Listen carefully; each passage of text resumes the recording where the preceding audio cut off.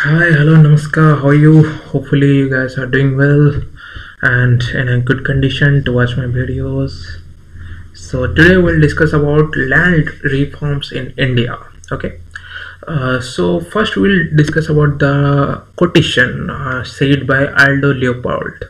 Okay, land is not merely soil, it is a fountain of energy flowing through the circuit of soils, plants and animals. Okay, land is not merely the soil, it's not about the soil, it's about the energy, the fountain of energy which is flowing through every animal and every plants available in this world. Okay, so land is quite vital product in terms of economics, in terms of fooding, in terms of everything, whatever the energy flowing through in our body, in our environment, that is because of land only. Okay, so first we'll discuss about the definition. Land reforms mean equitable redistribution of land with the aim of increasing productivity and decreasing the poverty. It refers to the redistribution of land from the few who have the many and who are the to the many who are the landless and or own far too little. Okay, it's about providing or distributing the lands from the rich to the poor. Okay, who are having surplus of land and that is of no use, so that land has to be distributed to the person or the farmer or the tenant who doesn't occupy or doesn't own any land, so that will create equality among the society.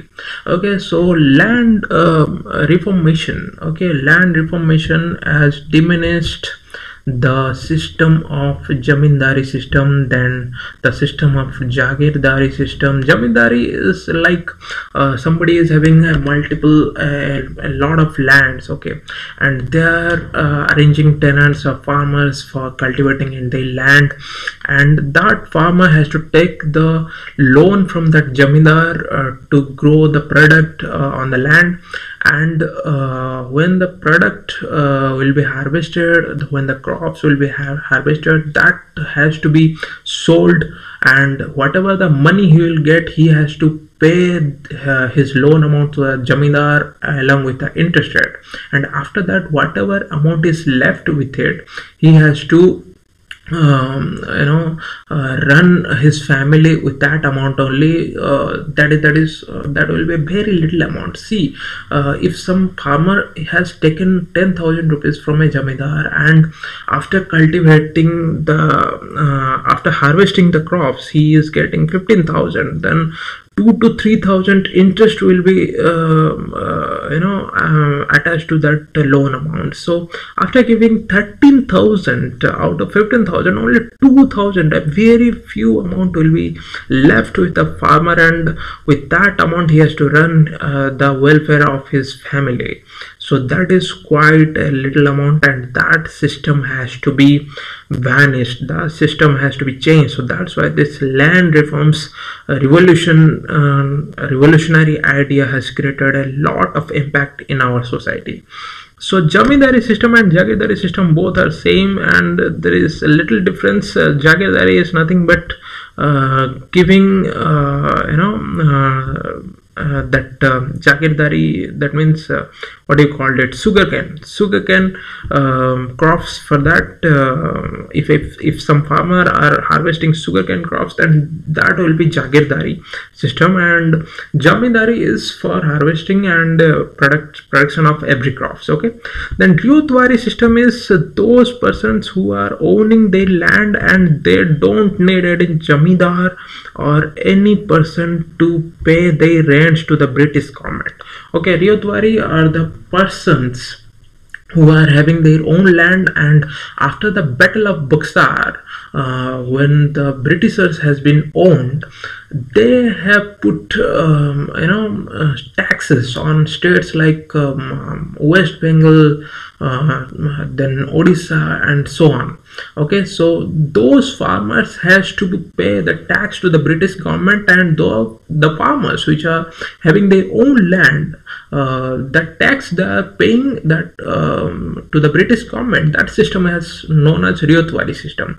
And this Malwari system is like this is like somebody is having a lot of villages. I mean, a group of villages is somebody is having, and from that village they are collecting the tax. That is known as Malwari system. Now, a result of land owning system. Before land distributions or land reforms, the land owning system has certain demerits in them. So that system's demerit we will talk about. Extreme present indebtedness due to sky high tax rates. Okay, due to extreme indebtedness due to sky high tax rates. Okay, see, tax rates are very high. Okay, so people, I mean the farmers are not able to pay that tax from the crops harvested from on their land, or the tenants who are working on others' land, they are not able to pay that much of tax because the tax rate was fixed by the British governments. Okay, so whether it is raining in an unhabitual way, or whether it's drought in this season, or whatever is happened on the current season of harvesting crops, British governments doesn't care. They need that fixed amount of tax from that particular land, no matter what situation you are going through. So because of that indebtedness was quite high, and the farmers were exploited. That was the demerit of this land owning system. Then creation of class of rich few who mostly exploited the poor peasants. Okay, so see, this was creating that class inequality. Okay, so poor and the rich. Okay, somebody is having a lot of money and somebody doesn't have a single penny, or doesn't able to pay, doesn't able to eat their family in a well manner.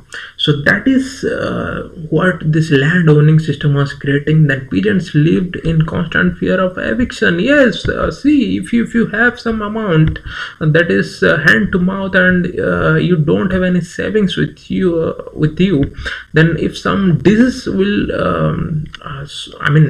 God should be kind, and God should be blessed on the family. But if in any case they are facing any kind of disease or any financial crisis, then during that time period they don't have a single penny to pay their service charges, or pay towards the disease curation. Okay, so yes, they will be in constant fear of eviction. Then poverty one entrenched in the farmer class. Yes, poverty will be entrenched. If you don't have money, then poverty will be entrenched. And if you don't have sufficient food with yourself, and you don't have any sufficient money with yourself, then yes, poverty will be there. You don't able to eat well, you don't able to do well in your life, for particularly welfare in your life. So that will create poverty in the society. Okay, then 7% of landowners owned 54% of land. In contrast, only 6% of land was owned by 28% of landowners. It was like recently Glasgow Committee COP26 was arranged, and there the developed countries has told the developing countries that you need to reduce your carbon emissions, okay, by 2015 or 2050. So it was like I was surprised, because see, 12% of population are lived in developed countries of the world. Okay, and rest is in developing countries or underdeveloped countries. Okay, that 12% of population is emitting 54% of carbon in our weather system, and rest they are only 46 to 48%. That 19-20 is there. Okay, So those persons who are emitting more carbon dioxides to the weather, they are saying to developing countries that 12% guys, only 12% people are emitting 54% of carbon dioxide, and the rest 88% is of people population are emitting only 46% of carbon dioxide, and that 12% is also dominating the developing countries that they need to reduce their carbon dioxide emissions. This is quite wrong. This is quite unfair. First, you need to reduce your emissions. After that, you can say it's like Mahatma Gandhi has once told us, do it before you say. Okay. So first, you need to do it. You need to control yourself. After that, you can say. Okay. So with this we'll go to next slide. Okay, objectives of land reform in India. Okay, then the land is the basis of all economic activity, and for a largely agrarian society like India, this carries a lot of import. Okay, this carries a lot of import because land is quite useful, because India is completely depending upon the agricultural products. Okay, it's agrarian society. The society which is completely depending upon agriculture is known as agrarian society. Okay, Indian rural society is symbolized by rich land owning minority, okay, jamidars, and an impoverished landless majority peasants. Okay, therefore land reforms are a vital step towards the economic social equality. Yes, see, here we have discussed that 7% of landowners were having 54% of land, and 6% of land was owned by 28% of landowners. So this is quite unequal. For that purpose, the land reforms was quite important. Redistribution of land across society so that the land is not held in the hands of few people. Yes, see, land should be used by each and every people so that we can get more production. We can increase our production in that way. So for that, land reforms was quite necessary and quite important, and played a vital role in our history of modern history of India. Okay, then objectives of land reform in India. Then see, land ceiling to disburse surplus land amongst small and marginal farmers. Okay, land ceiling was like those who are having surplus of land. Okay, so that land has to be distributed to the small and marginal farmers. It's like the vehicle will be the vehicle runs through petrol. Okay, so if we want to go to a long distance, then it's not like that the vehicle's tank capacity is 12 liter and we can put 20 liters or 25 liters of petrol. That is quite unusual and that is quite impossible.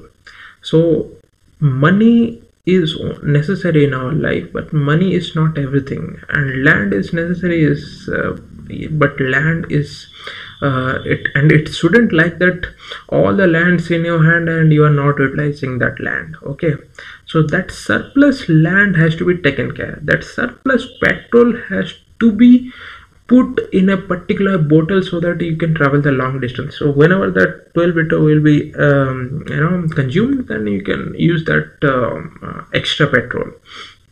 Okay, so that land has to be utilized, that land has to be productive. So for that purpose, the land reforms to the small and marginal farmers distribution was quite necessary. Then removal of rural poverty. Obviously, if somebody is having land and they are doing some production, they are harvesting crops, then poverty will be definitely decreased. Then abolition of intermediaries. Yes, jamidars, the farmers has to pay that tax to the jamidars, and that tax was taken to the Britishers. But after the independence, that jamidars doesn't have any work, so that's why that intermediary work was demolished. Okay, abolished. Tenancy reforms, yes, obviously, if somebody was working in another land, I mean, another person's land, and they are not getting any profit, then tenancy reforms will be there. They are getting having their own land right now, and they can do the production of their own. Increasing agricultural productivity, obviously, if people are getting more lands, I mean, if land is distributed in a very larger way, in a very wider way, then agricultural productivity will be increased.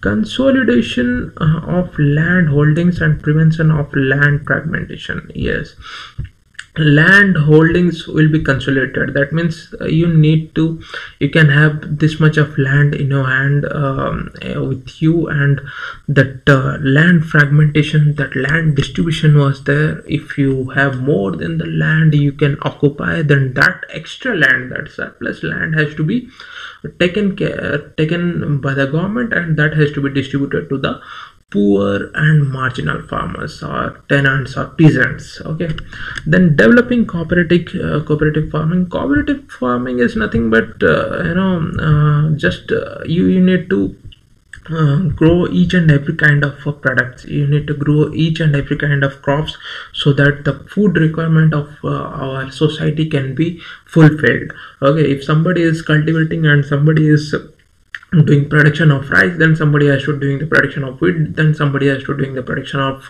potatoes, then tomatoes, then other green vegetables and all. Okay, then to ensure social equality through economic parity, yes, social equality will be there when people are having their own property, and when people are not depending upon each other, then social equality will be there, because each and everybody is self-reliant, and each and everybody is having their own land, and each and everybody is growing their own crops and having their own money to survival purpose. Okay, tribal protection, by ensuring that traditional land is not taken over by the outsiders. Okay, yes, tribal protection was there because tribals were in a constant fear that somebody will come and take their land, because at that point of time, during the Britishers time, tribal were like, they were doing cultivation by changing their land constantly. So that land has to be fixed. Now they are given their own land, and the government has told them that this land belongs to them, and they can do the harvest crops production and harvesting the crops from that, and they can survive their welfare. Okay, then land reforms were also for non-agricultural purposes like development and manufacturing. Yes, so if something is lot of lands were taken from the lot of people. Okay, not every land is suitable for agricultural.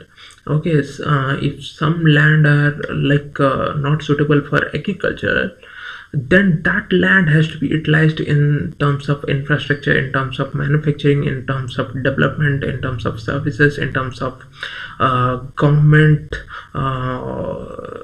welfare schemes. That has to be utilized. Okay, so thus, by summing up all these points, out of these major activities post independence were abolition of intermediaries, okay, then regulation of tenancy, then land sealing and consolidation of fragmented holdings. Okay, this is the sum up of objective of land reforms. Okay, this is the sum up. You can write it down if you want to. Then ways of land reforms. See, land reforms ways are various ways. Okay, suppose India has seen 4 experiments since independence to redistribute the land holdings. Okay, so first is through legislation, second is state governments are putting pressure and seize the extra land, for example like in Kerala and West Bengal. Okay, this Kerala and West Bengal. Then Naxalite movement, that they are grabbing land and taken to the poor and fragmented farmers. Then reforms below through voluntary donations. Yes, Bhudan and Godan movements, Gramdan movements through Binoba Bhabhe. So these are four ways. Okay, the first one was legislation. Second was the sieging of surplus landholders. Then third was the Naxalites land grab movements, and the fourth one is Bhudan and Gramdan movements. Okay. Then challenges. Jamindari Abolition Act. Yes, Jamindari will be abolished because Jamindars will definitely file a lot of cases. Like I have created a video, Keswanand Bharati versus State of Kerala.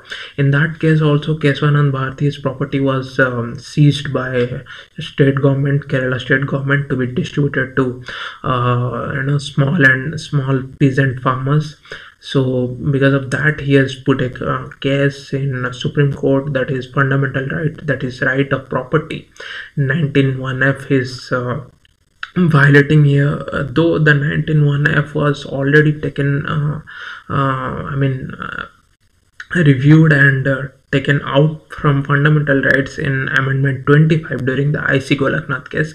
That has to be completely analyzed. If you go through that video, then you will understand. So in this way, a lot of cases were happened, a lot of cases were filed, but at the end of the day, land reforms were succeed. So Jamindari Abolition Acts was demolished and 62 lakhs acres of land was distributed among 30 lakhs of tenants. Okay, this figure you can remember in 1956 Jamindari Abolition Acts. Okay. Then Land Ceiling Act. I have told you land ceiling is nothing but taking the surplus land from the rich to distribute it to the poor person. So that was also succeed. So land ceiling refers to fixing a cap on the size of land holdings a family or individual can own. Any surplus land is distributed among the landless people like tenants, farmers, and agricultural laborers. Okay, then tenancy reforms. This is focused on three areas: rent regulation, okay, tenure security, then conferring ownership to the tenants. Okay. Regulation of rent. That rent has to be regulated. See, government has taken very few amount of tax from that person to whom the land was distributed. Then tenure security, that land will be taken given to the given as a lease to a particular farmer for let's say 50 years or 100 years or something like that. Then conferring ownership to the tenants, then they have given the ownership to them that for next 50 years or 100 years you are the person who is going to be the owner of this, and later on that land was belonged to that particular person through various registration and all. Okay.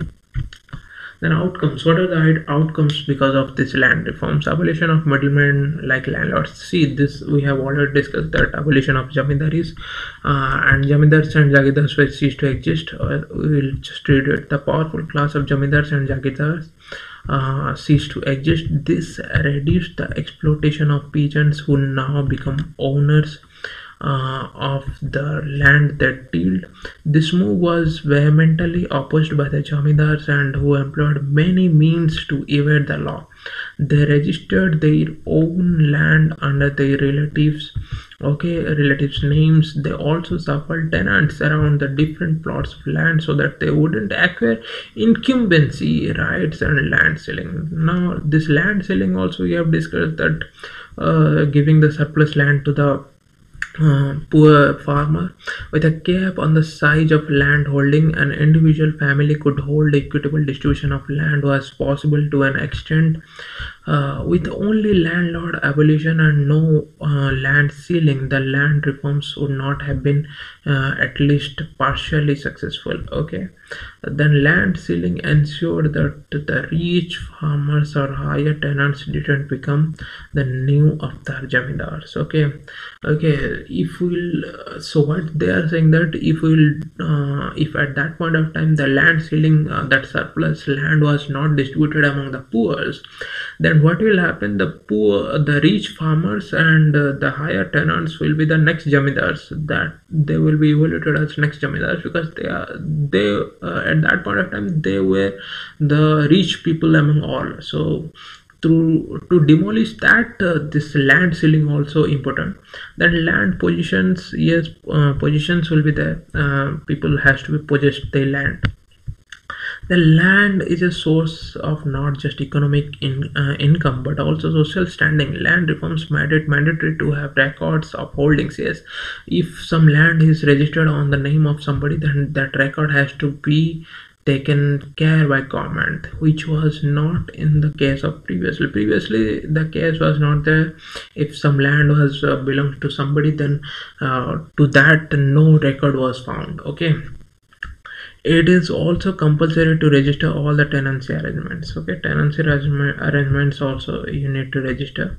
Then increased productivity. Yes, if land was distributed in a wider way, then production will be increased. Then more land come under cultivation, and since dealers themselves become the landowners, productivity increased. Okay, this is clear. Land reforms were largely successful in the states of West Bengal and Kerala because of the political will be left-wing governments to implement the efficiency. Communist party, wherever there will be a communist party or a party is working like a communist, that dictator, then yes, development will be there. But in the same way, if democracy is not working, then due to dictatorship, the people can be exploited. Okay, so in Kerala and this West Bengal, this land reforms were quite successful because there the land was seized, like we have read it.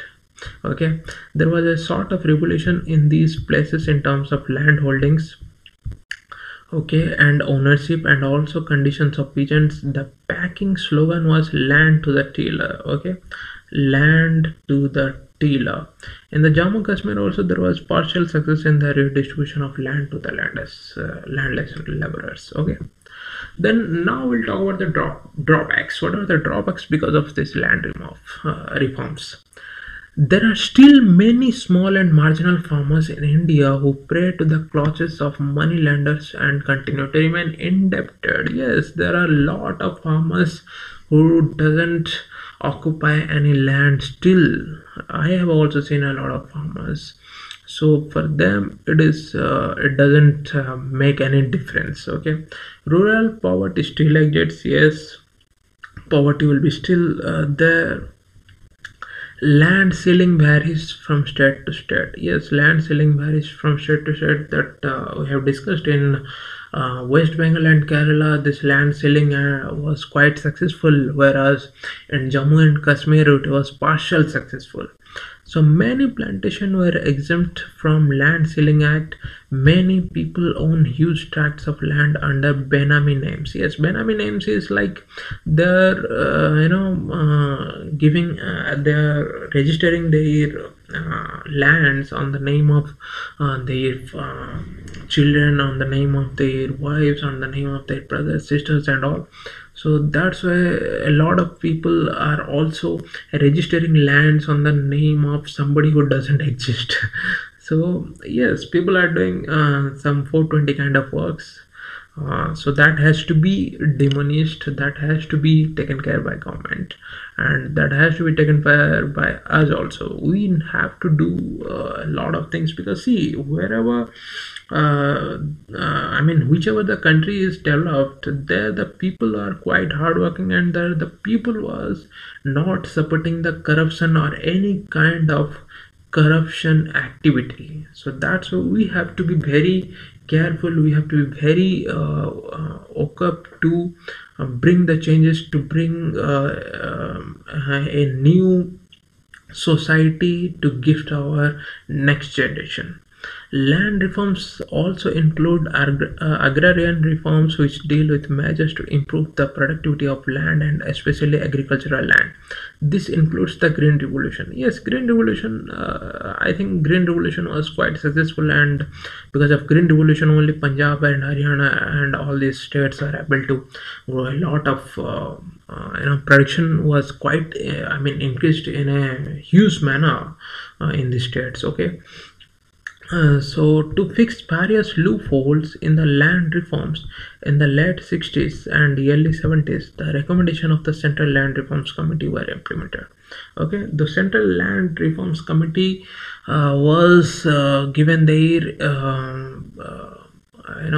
ways or their views during the time of 60s and 70s to fulfill the loopholes which are available in our land reform system. So after that, a lot of cases was also filed, and a lot of things has happened.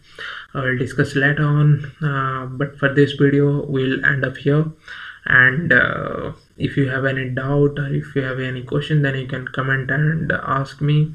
I will personally taken care of those questions, and I will try to answer them. Okay, then with this, thank you very much. You have been a great audience. Thank you.